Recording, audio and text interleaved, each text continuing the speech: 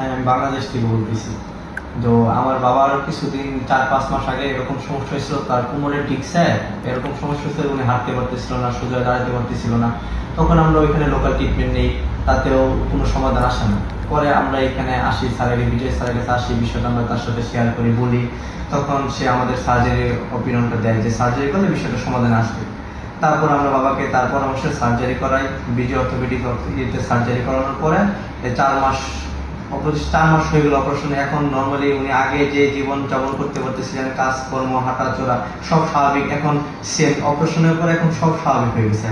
এখন আর আগের মতো কোনো সমস্যা নেই। অপারেশনের মানে যে সমস্যা ছিল অপারেশনের পরে সকল কিছু সমাধান হয়েছে। এখন উনি নর্মালি হাঁটতে পারতেছে, কাজ কাম করতে পারতেছে, নর্মালি জীবন যাপন করতে পারতেছে। এখন আর